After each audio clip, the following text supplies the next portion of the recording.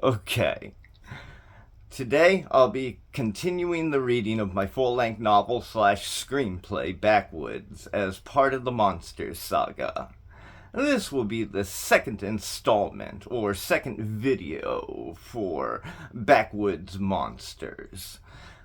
I hope to finish the introductory synopsis in this video. We pick back up from the last video with main settings slash locations, beginning with E, which is an exterior. Well, I guess I can't call them shots yet, nor can I call them scenes yet.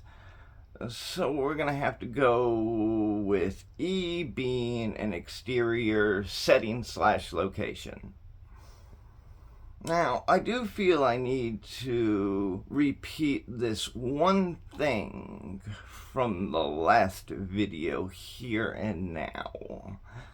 Please note that we will be using bold numbers to keep track of each time the novel changes from one scene to the next, while a bold letter, which includes the initial settings slash locations pertaining to our main protagonists, the Lasbies, which we touched upon at the end of the last video, and today we'll begin by covering the main settings slash locations pertaining to our main antagonists, Byron and Malin Wade, and hopefully make it through this entire introductory synopsis, which could make for a long video, but that's okay. We'll cover the rest of the main settings and locations, a couple of which are rather detailed too. And hopefully you'll come to understand who these four main characters are and a little about what they're like before ever even getting to Act 1 of this manuscript. But without giving away anything about the plot and the story, only general details, looks, personality traits, maybe a little history and the general character overviews. But yeah, we'll get to all that. To stop from running on off the track, yes, the bold letters will appear at the end of a scene's initial descriptive to indicate which, if any, of these main settings slash locations tie into that scene. And yes, we're going to begin with E, which is an exterior, the Wade family's run-down, dilapidated old farm, which lies out west in the city of Woolridge. Larger forested mountains and valleys encircle a smaller forested mountain. A number of long and winding dirt roads eventually lead up to the eastern base of the smaller mountain in the Wade family's property. The mountain is one of several that, from one side, the north side, off to the right of the Wade family's property, if facing the house, leads down to a small valley of open grasslands with a crystal clear blue water lake in the center. The dirt road that leads up to the Wade family's property also makes for the driveway leading up to the main house, and it trails off and along the property anywhere a truck or a tractor might need to get to. Approaching the Wade's property from the dirt road, facing west, facing the mountain, the property, and all of the structures on it, we see that the Wade family's main house seems to be situated smack dab in the center of the property, right in the middle of it. The outside of the Wade's main house looks like it was once a beautiful painted white home with a light auburn brown roof, but now the paint on the home is striped with black and green dirt, mold, and algae, and beginning to peel and strip away in spots and patches, and the roof is almost black with filth and absolutely littered with debris. Overgrown bushes line the home, and vines creep up the walls. In order for one to make their way to the front door of the main house, one would first have to make their way up the steps and across the floorboards of an old wooden deck-like front porch. A wood table with a couple of old wooden rocking chairs lying around it occupied their positions on the roomy but rickety porch area. Old termite-ridden wood rails line the steps and the floor of the raised porch, and an attached wood overhang, angled slightly downward and away from the home, covers this area, the overhang being in no better condition than the rails and the flooring. Fortunately, there's no need to fall through the floorboards, for there is a back door to the home.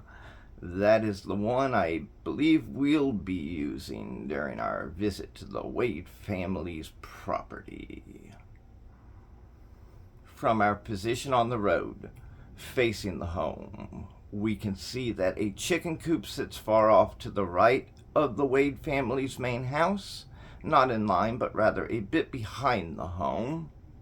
A good-sized metal work shed also sits off to the right of the main house, but a bit further back and not quite as far off to the right as the chicken coop. There's an old rickety reddish-brown barn about as big as the main house, which sits back a bit and to the left of the home. The front of the barn faces north. Looking out from the middle of the barn's front room, one would see the south side wall of the Wade's main house off to the right, and the back lot, fields, and guest house off to the left. A door in the west wall of the barn's back room leads out to the back lot and yard on the west side of the property. A white work van is parked off to this side of the barn, making it all but invisible to anyone standing out in front of the property. There is a pig pen in the back of the barn, on the barn's south side. There are fields up front for cattle and horses, as well as fields in the back for crops. There is also a good-sized front lot and an even bigger back lot surrounding the home and other such structures on the property. As for the fields, they are not well kept, but the fields for crops are in much better shape than the overgrown fields for the horses and cattle, though the cows and horses don't seem to mind or object to the overgrown vegetation. The fences hold the animals in so that they do not escape, but the fences look shabby and in need of repairs. Any essential repairs that have been made look as though they were hastily rigged as opposed to properly done. The last major structure on the Wade family's property is the guest house, which sits almost directly behind the main house, but back a bit and slightly to the right of it, though not nearly as far off to the right as the other aforementioned structures located off in that direction. No, the guest house is only partially visible from the road, with the main house obscuring much of it from view. Out in front of the main house in the northeastern field, the one off to our right-hand side from our position on that dirt road, we can see the well where the Wades fetch their drinking water. Far back behind and to the right of the main house and the guest house, in a clearing near the northwestern field, there's the little outhouse. This is a desolate rural area, and the Wades are simple folk. There's no electric or plumbing here on the Wade family's property. The Wades use a gas-powered generator and batteries to run all their necessary tools and appliances. They often cook their food at a fire pit, and candles and lanterns are used to light the the home at night. Alright, we now move on to F, which is going to be another exterior setting / location. F, exterior, the woods and the nature trails behind the Wade family's home and property. Off to the west, one can see the peak of the mountain rising high up into the sky. The mountain looks massive, despite the fact that it is the smallest in the local cluster. In back of the fields behind the Wade family's home, the wilderness quickly picks up and takes over the land. The woods are not the thickest or the densest, but it's still the wilderness. There is what we'll be calling a main trail back behind the fields, which cuts through the sparse wilderness and underbrush. The trail appears to be often walked and very well maintained. Starting out on the main trail, the land remains fairly straight and level for a short hike's distance before one reaches a steep incline. It would not be easy going up from here. However, the trail fortunately curves off to the north and starts winding its way toward an open grassland with a lake in the center. But these structures are such a good hiking distance away from the farm. More trails stem off from the main trail. There are even trails heading off toward other mountains which surround the lake. On the main trail on the way to the lake, there is a blackberry patch, a wild orange grove, though oranges are not in season at this time, and a patch of peach trees, which are just coming into season. We now move on to G, which is an interior setting / location. G, interior, the Wade family's guest house, which is located in back of the home and a little to the right of it if one were out in front and facing the property. There are 2 main rooms to the guest house's interior, as well as a third washroom with a small bathing tub and a couple of counters in it. Again, there is no electricity or running water, so no working toilets inside. The front room is a kitchen / living room area, which is full of clutter, the furniture covered with various boxes, containers, and other such items. The back room is the bedroom, with a closet and the aforementioned washroom located on the left-hand side upon entering the room. There are 2 windows in this room, one just above the headboard to the bed and the other above a desk in the adjacent wall to the right. The bed's headboard is set up against the back wall at the west end of the guest house. The bed is made. The back room has a little dust and clutter to it, but it looks almost clean in comparison to the way the rest of the property looks and the way the Wades live. It is the nicest room on the property by far. Like somebody around here actually put some effort into making this one room look somewhat decent. We now move on to H, which is going to be an interior setting / location. H, interior, and this is going to be inside the Wade family's main house. This is a single-story home and floor plan, and we will begin with that. The front of the Wade the front of the Wade's main house faces east. The front door is centered in the middle of the house, but appropriately offset to the right a bit, accounting for and coinciding with the house's layout and design, with its open areas on the left side and many bedrooms on the right side. If one were to enter the home through the front door, they would enter into a main hallway, which is sort of divided into two sections. The front hallway at the front of the home and the back hallway at the back of the home. At the end of the front hallway, off toward the left, if one were entering through the front door, is an open expanse in the wall which makes for a doorway into the kitchen.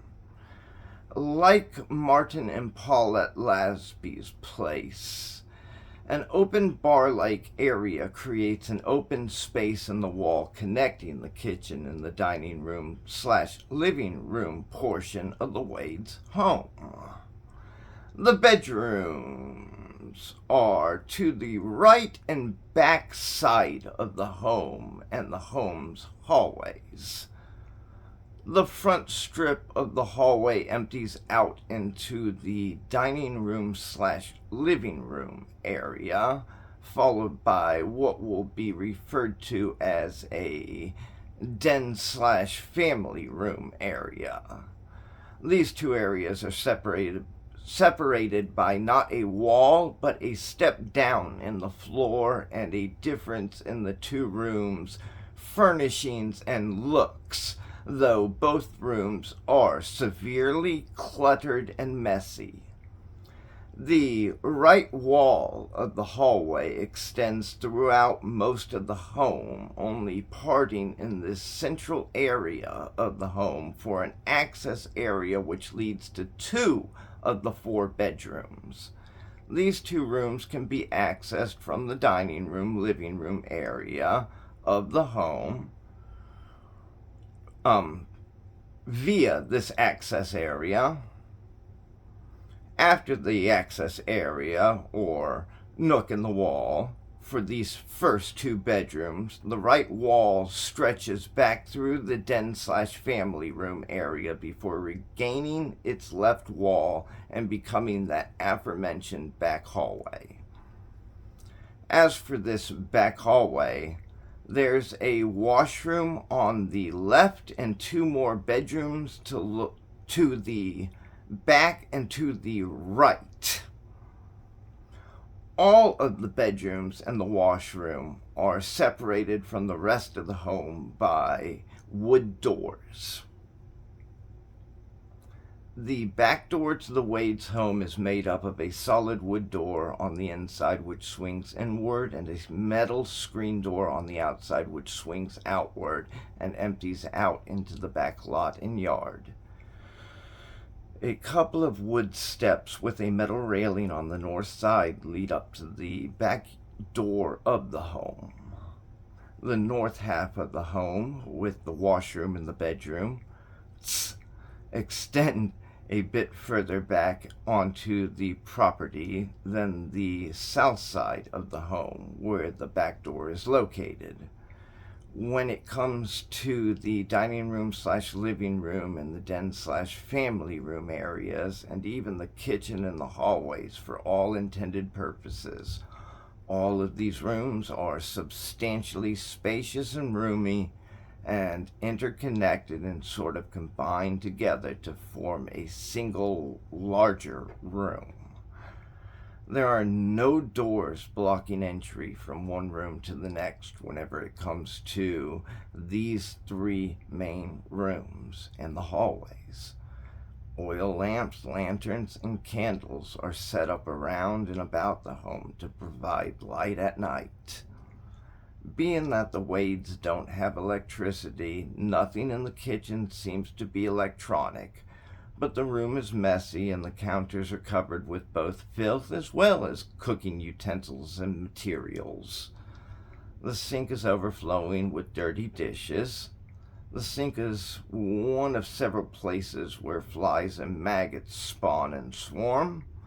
The garbage can against the south wall is another. The garbage is overflowing and rank with unpleasant odors. The stairs that lead down into the basement/cellar are in the kitchen, covered by a quaint little rug which reads, Mama's House, Mama's Business. Let me just say that I personally would not go down into the Wade's basement/cellar.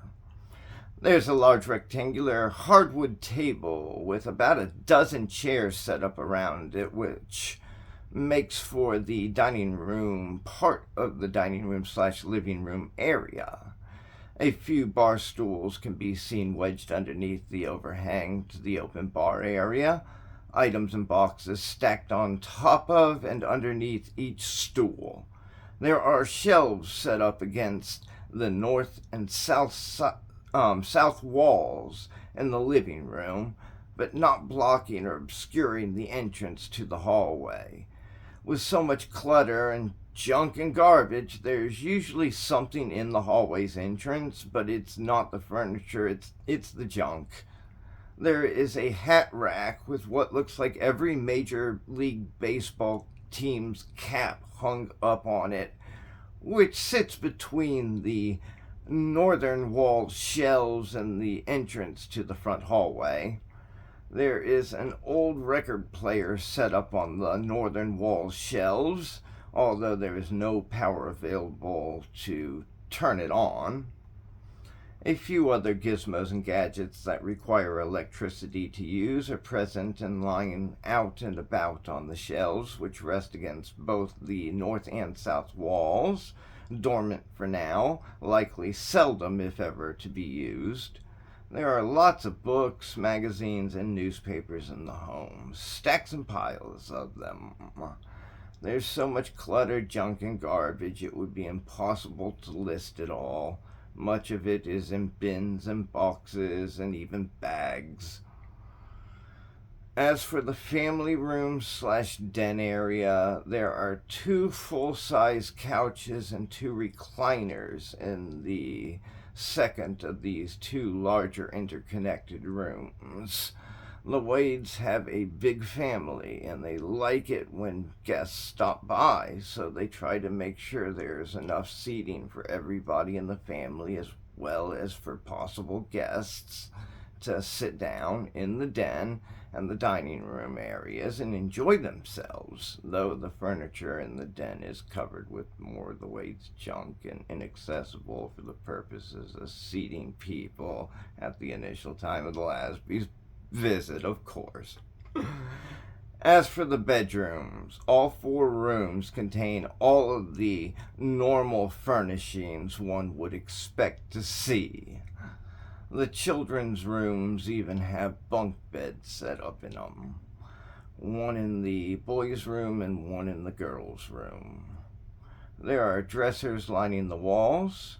There are, of course, also closets in each of the rooms, with plenty of storage space, though mostly used up and piled high. The bedrooms, which can be accessed from the corridor in the living room's north wall, makes for the nursery for the Wade's infant baby boy, which is located up front, and the Wade's master bedroom, which is located just behind it. There's a single king-size bed in the master bedroom, and the nursery has a crib set up in it. There are dressers against the walls and nightstands next to the bed. There's also an old wardrobe in the southwestern corner of the master bedroom. The master bedroom, which Byron and Malin share, is cluttered and in shambles, but there's proper furnishing in every room. The 2 rooms in the back of the home make for the children's bedrooms. Sure, there's a litter of toys and clothes scattered about, but the children's rooms are quite noticeably less cluttered and messy than the rest of the rooms in the home. As for the washroom, well, there's no running water. The Wades have a well for drinking water, and an outhouse serves as their sewer, so in this room there is simply a tub with a drain for washing and a couple of counters.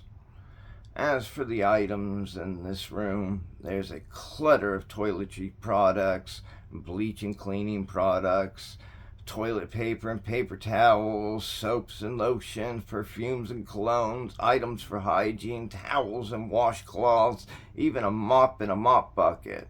Though it'd be a wonder if they've ever even been used, the shape the home's in.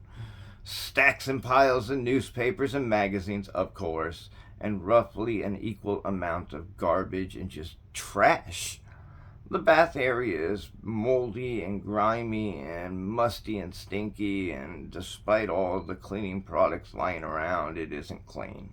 Most of the items in the room, as well as throughout the home, cleaning products included, are layered with dust and caked in filth. Just 'cause they collect things does not necessarily mean that they use them. There's all sorts of clutter, junk, and garbage lying out and about the entire home.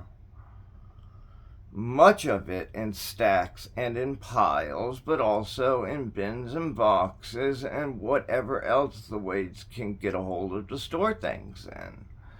But that's okay. Malin is very good about organizing the clutter. She rearranges the stacks and piles of junk and garbage almost every day. It seems rearranging garbage is just sort of her thing. However, when it comes to cleaning and odor emanating from somewhere like, let's say, the kitchen trash or the kitchen sink, is likely to never even be addressed, let alone dealt with.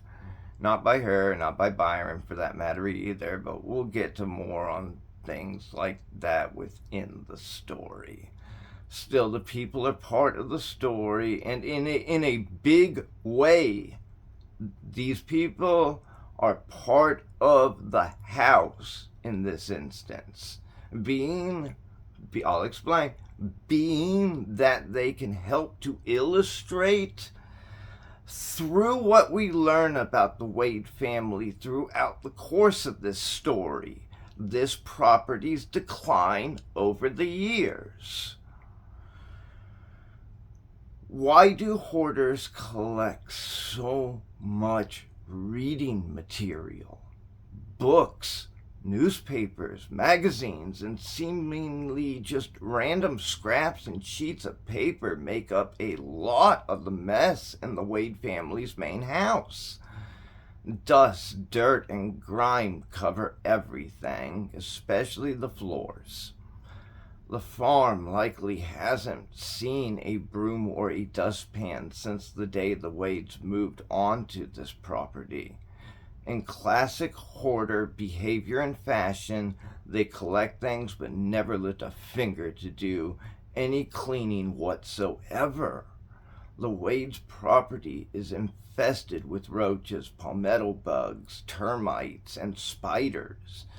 It should be noted that the guest house isn't as bad as some of the other structures on the property, but when you have an infested property, there are going to be bugs. We're moving on to I, which is an interior setting / location. Interior. Inside the old, rickety, reddish-brown barn that sits off to the south side of the Wade family's main house. There are two main rooms to the barn. The front room, the garage portion of the barn, contains a black and blue tow truck, an old and rusty red tractor, and various tools and farm equipment. The front room is very cluttered, the tables and even floor covered with gizmos and gadgets, tools and equipment, and all sorts of other junk. Unlike the front room, there is a good deal of storage space available in the back room, and not nearly so much clutter and junk. The barn's backroom contains sacks of the animal's feed and stored barrels, a hayloft, and space for more animals, this time goats and sheep. There is also a standard door in the back room's west wall, which exits out into the back lot and yard. We move on to J, which is an interior setting / location. J, interior. The Wade family's white work van. Look, this is just simply the Wade's van, so it's cluttered, dusty, and messy, but it runs. There are seats for the back which can easily be removed and then replaced back into the van depending on whether the space or the seating is desired at the time. The back seats are in the van during the Lasby's visit, and that'll do it for what we want to cover on this in advance. This is going to also do it for the Wade family's property-related scenes. We move on to, well, other things now, starting with K. K, exterior setting / location. K, exterior. This is going to be AJ's auto repair shop and salvage yard. Note that the remainder of the settings in this descriptive are less visited than the places we've explored thus far, so a little less might go into them for the sake of getting to the beginning of the story proper. With that said, for this location, AJ by no means has a huge operation, but it's a good-sized private business on a sizable piece of property with lots of parking. Well, the business always seems to be fairly busy. There's a big sign out by the road which seems to call out to the public. The repair and salvage yard is located here. The parking lot circles around 4 rows of parking spaces, which would be able to fit about a dozen or so cars per row. There's a central building with a total of 6 garage spaces in all attached to it. Mechanics can usually be seen working on cars in at least a few of those spaces, if not all of them, during business hours. There's another sign for the business above the lobby's paneled glass double doors. The salvage yard area of this operation is located out back behind the building, where old cars are piled up and scattered about all over the place.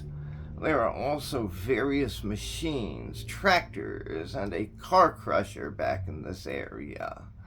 New lemons and junkers arrive almost every day, and what can be parted out to customers can always, what can't be parted out to customers can always be parted out by the company for anything valuable. The car then compacted down, and finally whatever can't be sold in shop is sold off to the recycling company for the market value price of the metals, mostly steel. Alright, we move on to L, which is going to be the interior setting / location related to AJ's. L, interior. AJ's auto repair shop and salvage yard. The reception area has linoleum floors leading back to a reception desk. Paneled glass windows line the front wall, creating that open to the public look and effect when the business is open and all lit up. There's fluorescent lighting, white walls with a picture or two hanging from each of them, and a few fake plants for decorations in some of the corners. And of course, there's a waiting area for customers with cushioned seats and a table on which sits plenty of magazines to choose from, and a vase with fake flowers. There's also a vase with fake flowers in it sitting on that reception desk. There is a singular short hallway which leads to the bathrooms and an office area. This smaller portion of the building does not have the open look, just your average walls and a standard window, or standard windows. The garages take up most of the room and any other structure on the property. Let me say that again. The garages take up more room than any other structure on the property. The main building is just a place of business transactions, whereas the real work goes on outside and in the back, and that work requires a lot of empty space or open space to keep the place going as efficiently as it has been. This business definitely isn't hurting. M. Exterior. Gas station, parking lot, and payphone. Alright, M is going to be another exterior setting location. M is going to be exterior, a gas station, parking lot, and payphone. Do you remember payphones? Alright, well, we'll be in a small rural gas station's parking lot at one point in this story where the Lasbys will be using a payphone. And the gas station is located just off of this main road. There's this little convenience store with a clerk behind a sealed off encased-in counter, 4 pumps to fill up at, and a restroom area off to the building's left side. The payphone sits off to the right side of the gas station's little convenience store. The building sits alone, surrounded by forest and vegetation to its rear and with the road up front. The road isn't too busy at times, but it can make for a little noise while using a payphone. And we'll get to the payphone much later in the story. For now, we move on to N, which is going to be another exterior setting/location. N. Exterior. This is going to be the Woolridge Police Station. It's a police station with ample parking, a back area which is fenced in by barbed wire fences, a flagpole with country and city flags flying high, and signs on the building stating the building's purpose. But it's not a big place. It looks more like a large one-story house than a police station, but it is a police station. Okay, we move on to O, which is going to be an interior setting/location, and you guessed it, is going to be the interior of this police station. O, interior, the Woolridge Police Station. Double doors open up to the reception area and the big room which contains the police officers' desks. There is ample seating in the little waiting area, but not much in the way of decor. The building is lit by fluorescent lights. There are filing cabinets against the walls. Officer plaques and photos, police memorabilia, and various instructional and informal posters are hung from and stuck to the walls. The waiting and reception area is very drab and formal, but it's a police station. The area serves its purpose. At the time of our visit to this location, a single police officer, Sheriff Sid, will be sitting slackly in a chair behind one of the station's several desks. Okay, that concludes the main settings/locations list for this story's introduction. Again, this list pertains to some, but not all, of the settings/locations for this story. For example, there is a grocery store which will make for an interior and exterior settings/locations, which will make for a whole 2 of this story's manuscript. And there's also going to be a different vehicle interior that we'll be using that was left out. But again, this is to show that, there are going to be some scenes that just, we're not accounting for.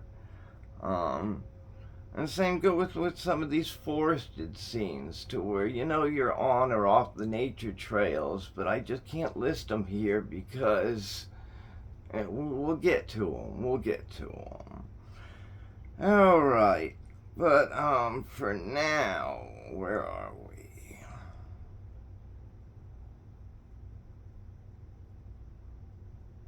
For now, I am going to move on from we're pretty much, we've got so little to do left with the initial synopsis, but there is a Backwoods prior to Act 1. You know how I promised I would save the introductions of the Lasby's characters and touch upon them more before we go into Act 1. This is going to be my way of doing that. I mentioned this in the last video, not in this video. From the last video, I mentioned that.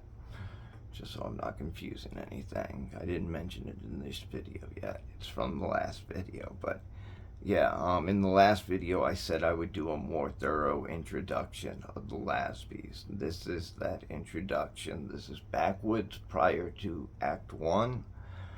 And, well, we begin with...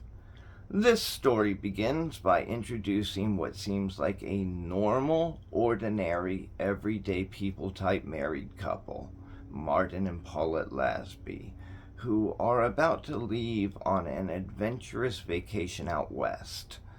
The couple is looking forward to this trip.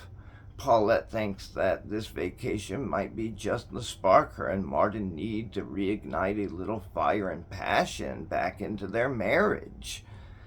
Things haven't been perfect since the passing of their young son, Joey, but the Lasbys are attempting to work through their grief and pull it together for the sake of their marriage. The Lasbys are both looking forward to spending time in the great outdoors, especially in an area where neither one of them has ever personally stepped foot before, but have always wanted to. Both Martin and Paulette stem from the bloodlines of explorers, but, both have ancestors in their respective families who originally helped explore and discover some of the territories in West New World. This trip, in part, is meant to be a chance for both Martin and Paulette to explore their roots and learn more about just a little about their family history and the area that they come from. Let me get back to it. They hope to recreate an adventure like one their ancestors might have set out on centuries ago, but with way more of the amenities of the modern civilized world, of course. West New World might not be quite so modern and upbeat as its counterpart off to the east, but it's still New World. All of the same laws and rules are supposed to apply in the West as they do in the East. This is to be an adventurous vacation, but also a safe one. The young, active couple isn't heading out to conquer unexplored territory or anything like that. I mean, they're just having fun by recreating an adventure their ancestors might have set out on. It's just meant to be fun. Martin and Paulette plan to do some hiking and sightseeing and even some mountain and rock climbing, so they do intend to camp out in the woods and rough it for a night or two during this trip, but mostly the couple expects for this to be a nice, enjoyable, even somewhat civilized vacation. The couple plans to stay in hotel rooms, enjoy cable television and phone services, for this is a time before cell phones and telephones are still in rooms and in booths. They plan to eat at fancy restaurants and to do the sightseeing and being a tourist things that people on vacations do. They even plan to take a day or two to relax a little and maybe create a bit of ambiance and set the mood for a little passion and romance at some point. Ultimately, this is a vacation, and the Lasbys intend to enjoy it as such. Paulette is a very extroverted, upbeat person, whereas Martin can be a little bit more introverted and standoffish at times. Paulette would be more inclined to have a bit of a spiritual side, whereas Martin is more reliant on logic, reason, proof, and absolutes. Both Martin and Paulette are physically fit and in shape. Martin is muscular with a good tan. His well-kept, shoulder-length, light sandy brown hair complements his bronze tan and hazel eyes. He wears business suits to work, but he dresses in sports clothes on the weekend. Paulette is thin but firm. Her alabaster skin has a few freckles here and there, which she sometimes feels self-conscious about. She has big, bright green eyes and thick, dark auburn hair, which flows down from the top of her head to the center of her back in not curls, but arched waves. She looks stunning in a dress, but for more casual events, like Martin, Paulette also prefers sports clothes. These are active, athletic type people. Both Martin and Paulette spend a lot of their free time running, walking, jogging, hiking, biking. They also have a membership to a local gym that they frequent at least once a week. They have an enclosed outdoor swimming pool out back by the patio of their 2-story home. They habitually go for swims and make use of the pool during the hotter summer months. Both practice things like yoga and Tai Chi. A normal day for both consists of stretching and exercise in the morning before breakfast and work, a light and healthy lunch halfway through the day, more stretching and exercise in the evening before dinner or maybe a trip to the gym, a little relaxation time, and finally bedtime at a decent hour. When they are at their best, the Lasbys are constantly active and in search of the next big adventure, but everybody falls on hard times at times.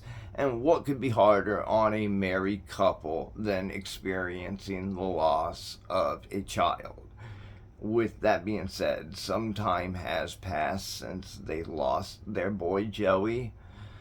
It's been even longer since this adventurous married couple has taken a vacation to go somewhere and explore the landscape and take in the scenery. This is to be a very much needed vacation for this couple, the Lasbys, and they are happy and excited to be going on this adventure, even though there is grief in their lives. Let me pick back up. Will this coming adventure bring the Lasbys what they need to continue to work through their grief? perhaps rekindle and maybe even reignite their marriage, and maybe even get them both back into the swing of things, and whatever more could come. Before we begin this tale, please note that any writing notes such as these will come prior to the beginning of the act the notes pertain to. Or if we're discussing something in the conclusion, it'll get to that. We'll get.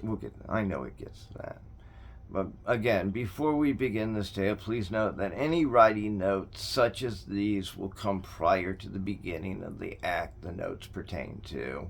Any and all summaries will, here it is, of course, come after an act is finished so as not to give anything away in advance and ruin the natural experience of the actual storyline.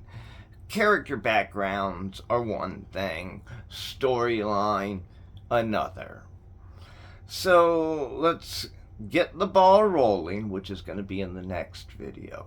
It's going to be in video 3 where we'll get Act 1 started and really get the ball rolling. But it says here, so let's get the ball rolling and check in on Martin and Paulette Lasby as they set off to leave on their big adventurous vacation out to the mountains of West New World. The car is mostly packed, and now the Lasbys are in the process of doing some last-minute running around, mostly grabbing forgotten necessities and desired items, example, camping gear, food, clothes, suitcases, various kinds of equipment, flashlights, lighters, and matches for starting a fire, fuel, hygiene, products, or whatever else they might want to bring along with them, grabbing last minute, before they jump into their family station wagon, starting her up, and we'll get in that car out on the road.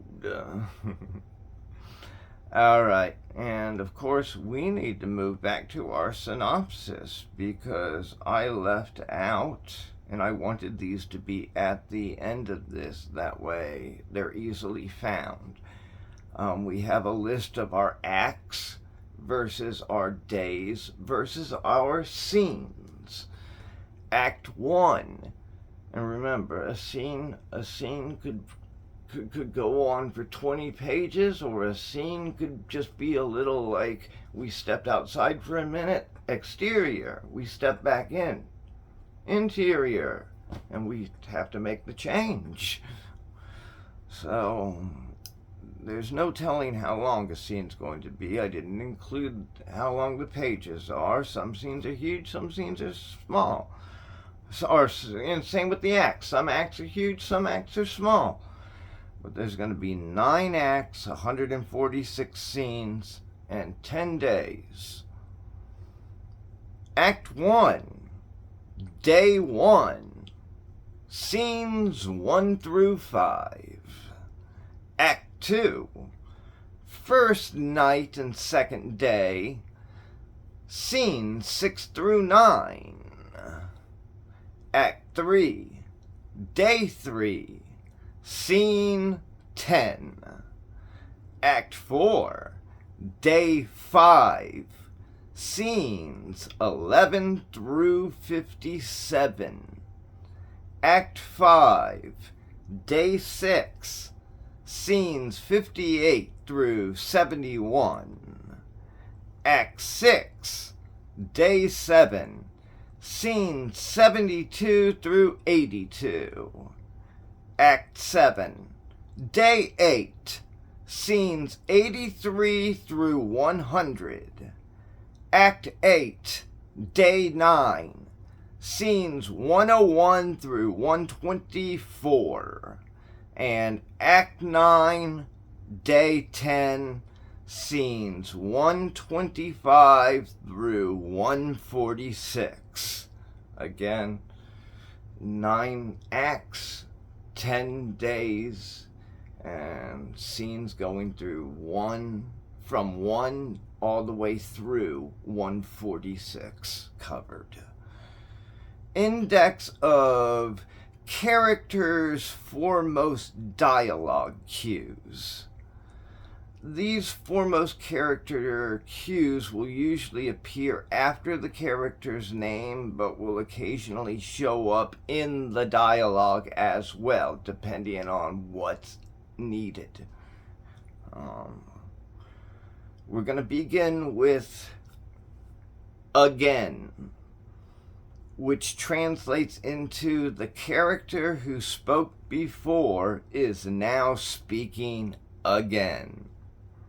Next up, we have interrupted and interrupting name, simply used to indicate an interruption in dialogue and, if applicable, if it's a person doing the interrupting, the character who is doing the interrupting. If it's a random sound that is doing the interrupting, it will probably indicate that, but we won't have a character cue.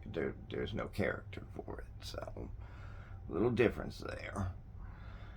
Alright, we move on from the interrupted ones to spoken simultaneously. Spoken simultaneously, which just translates into said in unison.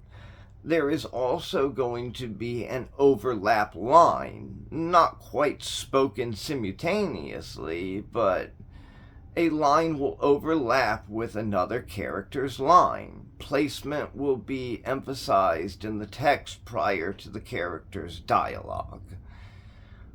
Next up, we have pause, or pause at end, or pause for action. All three of these.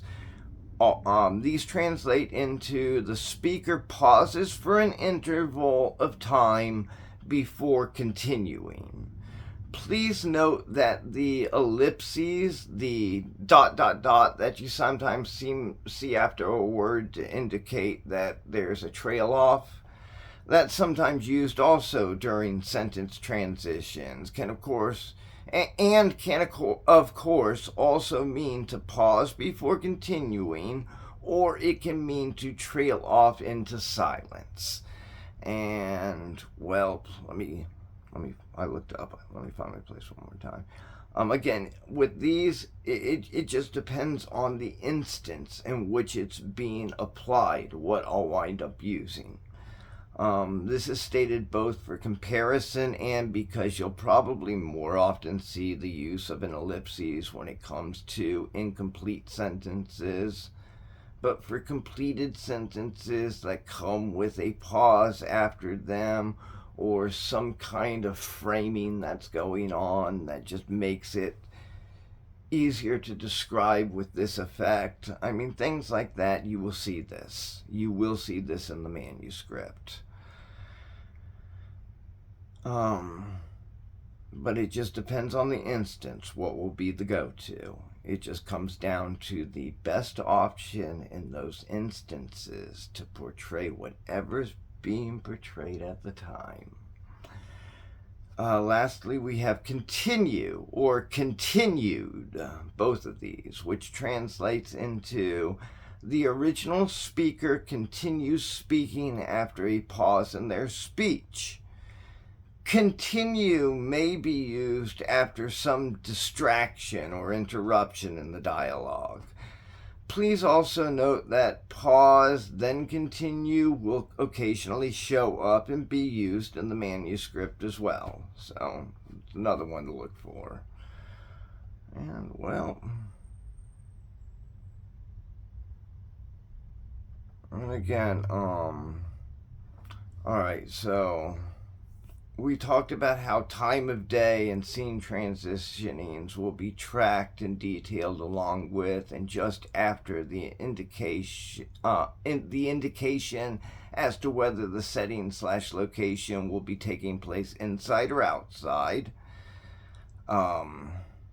Scene transitioning will be indicated with one of 4 precursors: continued from other scene, or in conjunction with another scene, or overlapping another scene, often with reference to the timeline, and or after a brief time lapse, which would be detailed. We'd also detail that one. We would with some detail as to the time lapse's duration. All right. Well, with those, you'll see them at the beginning of the initial scenes descriptive. With the ones that we just did. 1 moment. Let me get it down there again. That's our index of terms for characters' foremost dialogue cubes. That will show up at the beginning of a text, at the beginning of a dialogue, the beginning of quotation marks. You'll see the character name, any foremost character cues. Then there will be a semicolon, and then we get into describing anything pretext before doing the quotation marks and giving the text. So that's where what we just covered will show up. I just want to make it clear, since you don't have access to the manuscript, I just want to be extra clear about the manuscript. And well, that does cover everything. We did make it through the synopsis. I thank you very much for viewing the video and enjoying the story with me, dear director, or film crew member. And we will hopefully continue to make this story a lot of fun. I mean, I'm just the writer and the reader. My job is to encourage you to use your imagination, to really see the story and make it fun. I mean, it's a fictional-based adventure story, and it really starts out the first about 4 to 5 acts being a very much adventure vacation novel. So, we're gonna have some fun, and we will be back for the next video. Thank you again very much. All right, enjoy.